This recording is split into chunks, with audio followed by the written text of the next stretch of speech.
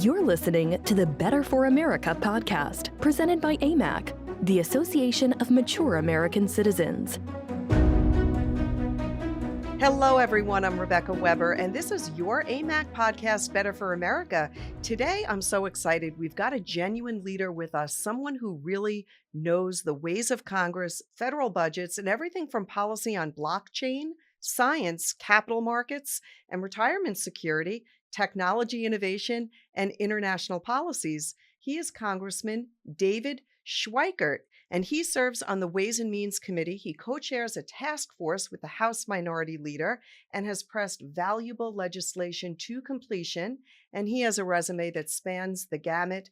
Please allow me to welcome and to say what an honor it is to have you with us today, Congressman David Schweikert of Arizona's 6th District. Congressman, welcome. It just went through redistricting. So we're 6 today, soon to become 1. Interesting. Thank you for sharing that. That's that is we're hearing a lot about the redistricting. So thank you for clarifying. Congressman, your background, your legislative accomplishments, committee assignments and interests are really broad. So I have a lot of issues that we want to jump into and talk to you about. But let me begin with one that's really on many minds. You are very well versed in economics, and you serve on the vital Ways and Means Committee, and you're very familiar with the problems that our nation is encountering. We're $30 trillion in debt. And, we're seeing that we're regularly raising our debt ceiling. We're struggling against low labor participation, high inflation, and likely rising interest rates based on massive federal spending. And this is of such importance to our over 2 million AMAC members. They're fed up with this lack of fiscal discipline and really economic uncertainty. So I'm wondering if you could help our members and all of those listening get a better perspective. Is more federal spending the answer to our problems? And how does this really impact people like you and I and others, their cost of living and retirement security, which is on the minds of so many of our AMAC members? Look, I traditionally try to be very optimistic about the country, the economy, our future. We're looking at some numbers that make us very nervous. And look, I'm blessed to be on the Ways and Means Committee. I'm the senior Republican on something the Joint Economic Committee. So I have a handful of economists that also work with me. And our analysis right now is we may be on the cusp of what they call a wage price spiral. We saw this obviously in the late 70s, very, very early 80s, where inflation goes up and then businesses have to reset wages, salaries, so purchasing power for their employees. But then that made the cost of the business even more expensive. So they have to raise prices. And it's like a seesaw. And you end up in almost this death spiral. And the terrifying thing of something like that is it crushes those who are on fixed incomes, those who are trying to partially live off their savings, or often even some pensions that don't adjust for the cost of living. So young people, the working poor, and retirees, 2021 was a brutal year economically for them. Much of this country got poorer.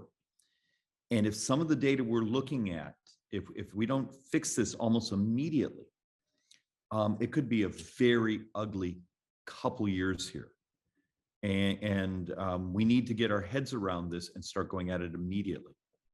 I think the American public is being told one thing by the Biden administration, and it's just not all adding up. We're hearing President Biden, who just said yesterday or just a few days ago that this inflation is temporary and it's tied to supply chain and all of that.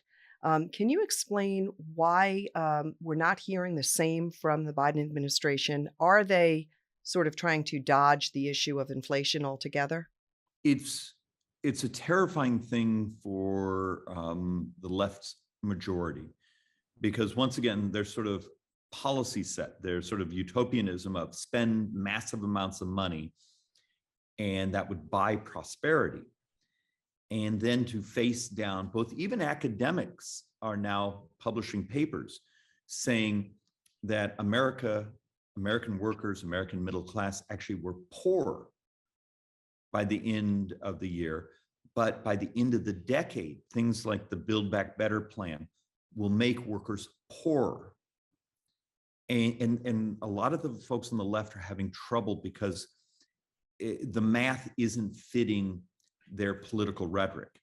And now that all this spending and incentives not to participate in the economy, and you must understand, we often like to talk about the definition of inflation we learned in high school economics was, hey, too many dollars chasing too few goods.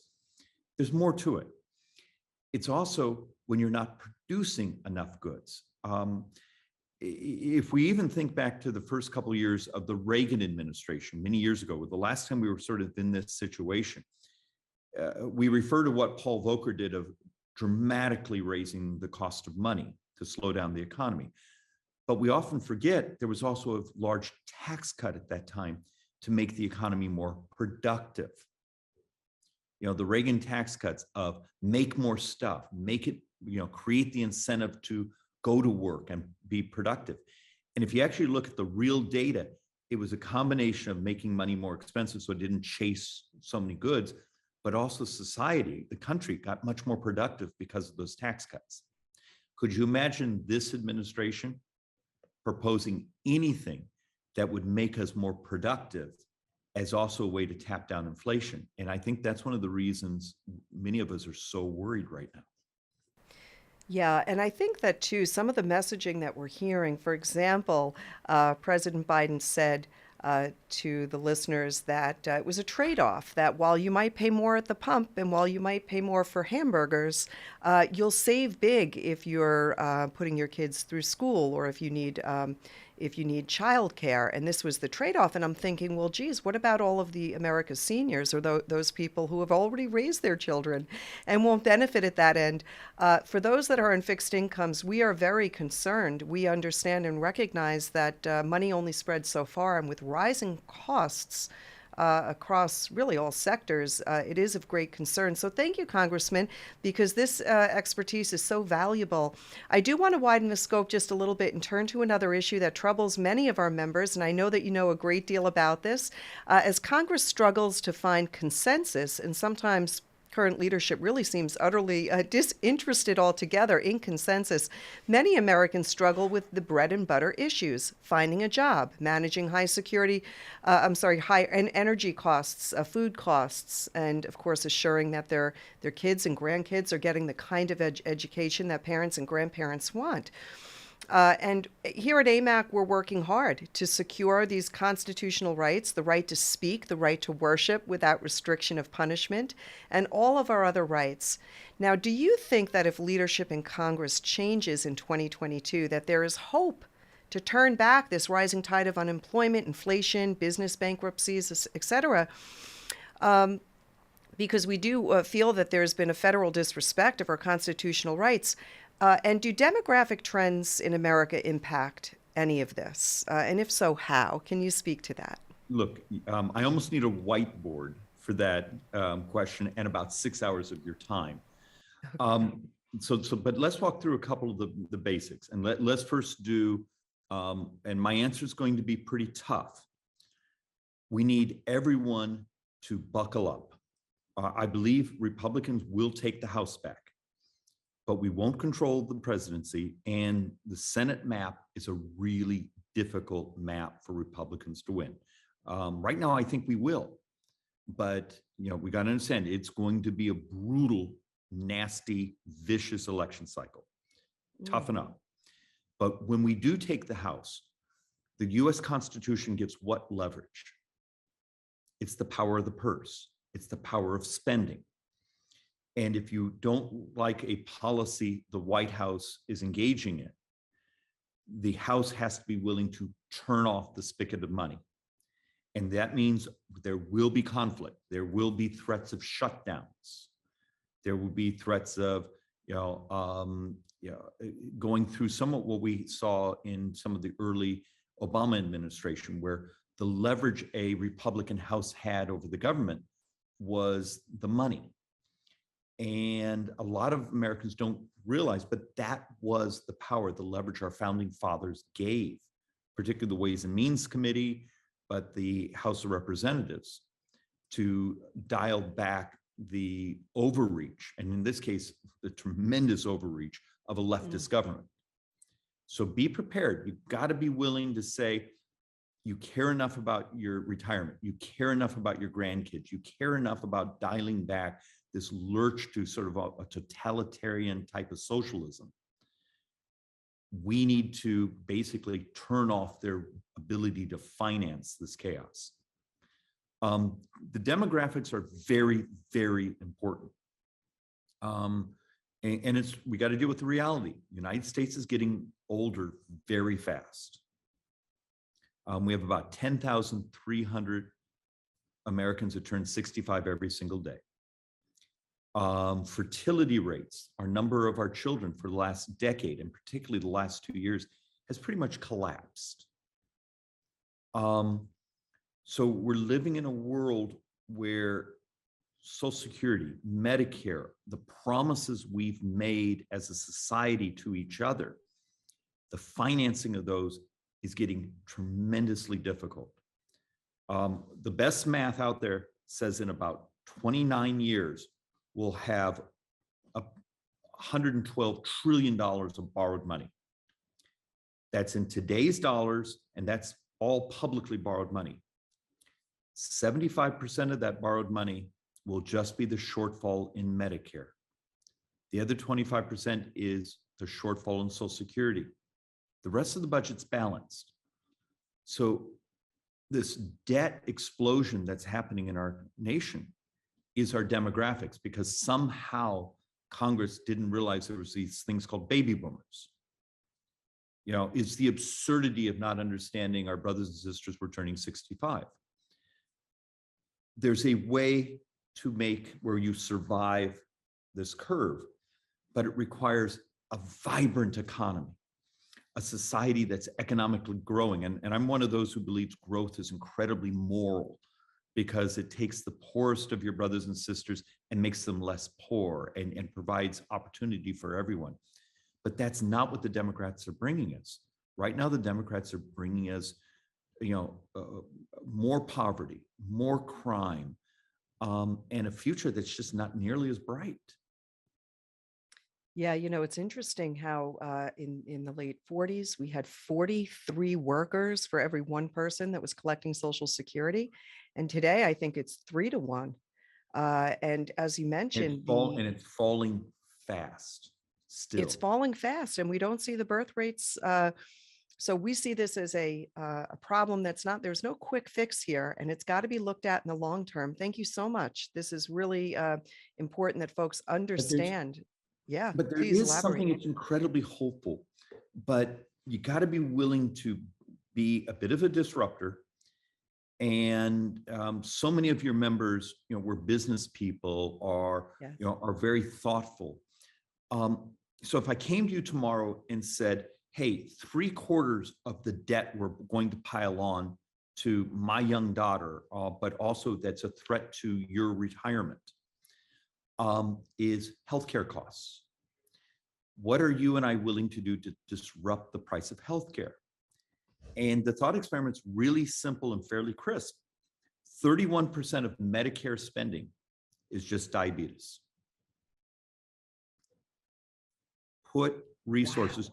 As President Trump, we did the Operation Warp Speed, and they produced a vaccine within less than a year. We now know there's research, there's been success in curing type 1 diabetes now. We now know how to do that. If you would move policy saying, we're going to fixate on curing our brothers and sisters who are suffering, and particularly those suffering type 2 diabetes, and if you cured that, it'd be expensive, but it's dramatically less expensive than having 31% of all Medicare spending and 33% of all healthcare spending just go to diabetes, type 2. So it's a different way of looking at things, that the honorable, the moral thing to do is not help people maintain their misery, but to cure them. And it also is the number one thing you and I can do to bend the debt curve. And it's shocking the frustration we have with our Democrat colleagues because they seem to want to invest in helping people maintain their misery. We'll build more clinics. And as conservatives, we want to cure our brothers and sisters from their misery. What a good way to put that. That is absolutely true. And it is the right approach. It makes a whole lot of sense. So I like what you're saying. Thank you again. I do want to pivot here just a little bit and talk about something that I think a lot of people don't really know a whole lot about. Um, Congressman, beyond creating jobs and speaking for fiscal responsibility and guiding policy on the Ways and Means Committee, you are also very involved in the whole blockchain discussion. Blockchain, a lot of people say, what the heck is blockchain? And I had asked that question myself and did some research.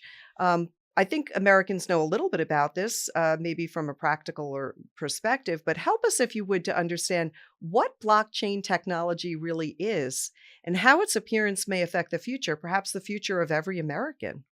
It does. Most Americans will associate what we call a distributive ledger, blockchain, to a cryptocurrency.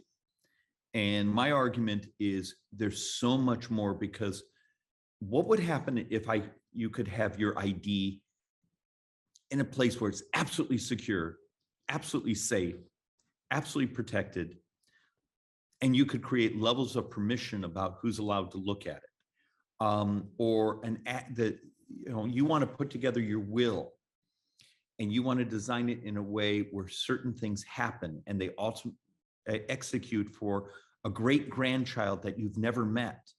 Something we call a smart contract for some time out in the future, and you want something to help that child.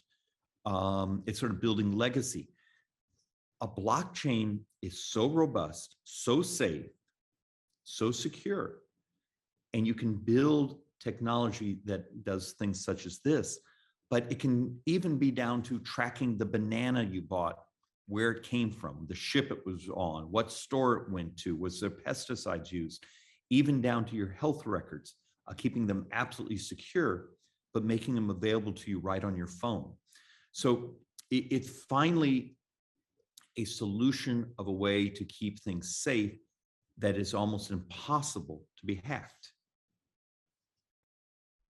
It's just so fascinating, really, technology, when we think about it and how quickly the country is changing, the world is changing, the globe is changing with these new technologies and what they really mean for America. Quite interesting, really fascinating. It's also an opportunity to think through the way Congress makes laws. And you said something earlier I want to bristle slightly at. Congress doesn't create jobs. What we need to do is create an environment so entrepreneurs and those willing to take risk create the jobs. And in many ways, Congress is the barrier that keeps the next generation of opportunity and productivity from coming. And there's lots of technology out there that will make you healthier, that will make us more prosperous, except for the problem is we have to change the laws to make it legal. The thing you can blow into that would instantly tell you if you have a virus and bang off your medical records on your phone and order your antivirals and have them delivered to your house in just a couple hours. That technology actually exists, and it's existed for a few years. Problem is that technology is illegal today in the country, even though it would crash the price of healthcare. And so Congress needs to step up, think through these technologies, and remove the barriers so someone that's retired has the ability to have that $99 thing in their medicine cabinet that's like having a medical lab in their home. It really is just so fascinating. It'll be interesting to see, but you're right. There's so much red tape and regulation, over-regulation in many cases that prevents us from being innovative. And so it's wonderful to hear you speak of these new ways of looking at things and new ways of tackling problems that have existed for a long time. Really, really fascinating. I do want to ask you about another area which deserves more discussion, but often gets less time than it warrants. You're a national leader on tribal policy, and you have a background of working with tribal communities. Can you help us It's from understand? being from Arizona. And I've lived Yes. next to a tribal community almost all my life. So Very interesting. So help us understand what the big issues are and how this is all playing out on the national stage. What really lies ahead in this area? I know it's important and yet not often discussed. it's for those of us out west. You guys got to remember, a state like Arizona, the vast majority of my state is not in private ownership. It's in tribal communities' ownerships or the federal government's ownership. And so federal land policies, but also tribal policies have huge effect on the economics and opportunities for every Arizonan, in my case. And it turns out tribal policy is complex because you can have a tribe that has a historic reservation in a rural area, and they're poverty stricken because they're functioning in the middle of nowhere.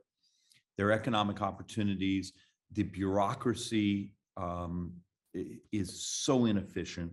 The Indian Health Services is so inefficient. The Bureau of Indian Affairs is so inefficient. And another tribal community that's right alongside an urban area that has figured out how to take much more control of their destiny, of their economics, of their opportunity, and they're prospering.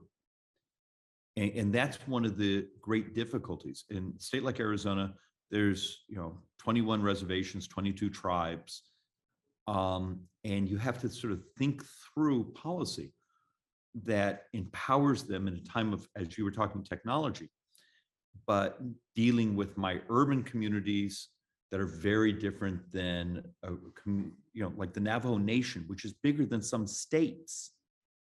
Right. And you still have chapter houses, communities there that are just poverty stricken compared to a couple of my urban tribes where their per capita income is probably higher than the mean of the neighboring communities. So it's sort of understanding these dynamics and the complications and even some of the cultural sensitivities. And it's, as a conservative, also demonstrating that we understand our constitutional obligations, our treaty obligations, and being present. Too often as conservatives, we don't go and visit, the Hispanic community or the Native American community or any others. And I'm finding there are lots of conservatives out there. They just need to see us. Yeah, that's right. Thank you for that. I really appreciate your time with us. And I do have just another question or two for you before we let you go. This has been really wonderful. Thank you for being with us.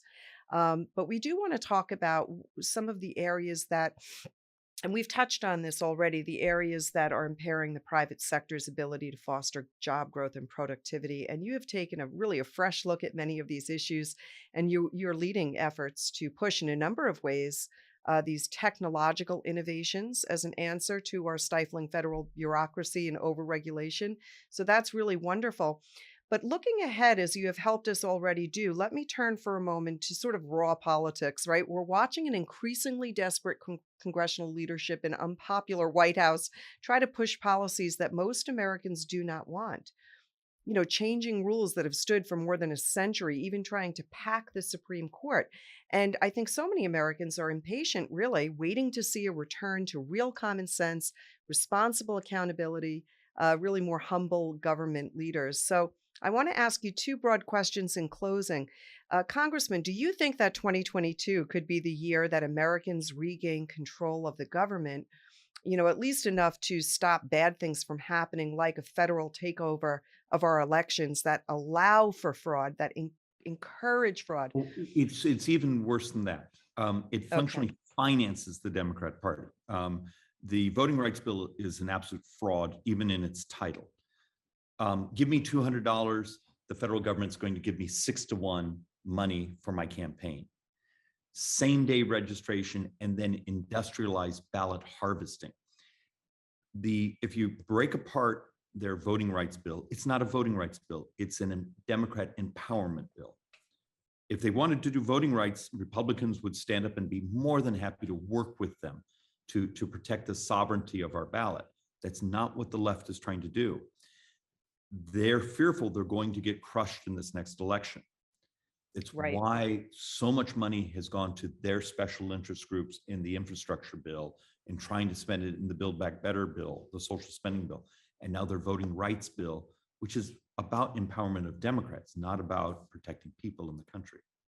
But isn't it interesting how when you hear the reporter ask Joe Biden about the voting rights bill, the way that they position the question for any American listening, it sounds as if the Biden administration is working to secure voting rights and strengthen voting rights in America. So it sounds good from the outset, but when you understand what the bill really is, so I blame the media for uh, Yeah. providing Look, we live in a time of disinformation, misinformation. really. Yes. And that's why what you're doing is just so incredibly important. And I hope your members spend at least some time watching you, because for many of us, we don't have the outlets to be able to correct the falsehoods. So That's it's right. one of the things the left does is they give it a really nice title, but no one, have you ever heard a reporter actually talk about the mechanisms and the details that are actually in these legislations? Of course not. It's like the infrastructure bill, yay, except only a fraction of it actually went to infrastructure. And it had crazy things like ports aren't allowed to automate with technology to be more efficient, because it was a giveaway to the unions. But we found not a single reporter on television has ever been willing to talk about that. So what you're doing is really important here. Well, thank you. Yeah, and it really does seem that people are waking up here in America. They recognize that the extreme left is looking to rule or ruin America. If they can't rule by cramming through, bills and legislation, if they can't pass that, then they want to ruin what's left for the rest of us. And so we understand that we need to regain control of our government. The people do, and we need to stop these bad things from happening. Do you think that the desperation of those intent on holding political power could ever lead to a packing of the Supreme Court or any attempts to delegitimize our, significant institutions? Well, they've already brutalized our institutions. And that's been going on for decades. When the left doesn't like something, that institution, whether it be the church, the family, must be destroyed. And I mean, it is the reality of it. If it doesn't, make them money or create more power for them. I think where my biggest concern is those people who consider themselves conservatives need to step up the quality of their understanding that the money, the power, the vanity that drives so much of what is modern politics, and the Democrats are professionals at their politics, that they come at this in a level of brutality that if you're not part of their team or you're in opposition to them, they're going to destroy you. They're going to cut off your ability to be reelected. They're going to come at you. And our folks somehow think this is, a polite sport, and it's not. There's a level of brutality in modern politics. And for those of us on the conservative side, we need to step up our game and understand this isn't beanbag. This is a tough environment. And the left is much better at using every lever they can to either gain power or gain the resources to keep that power.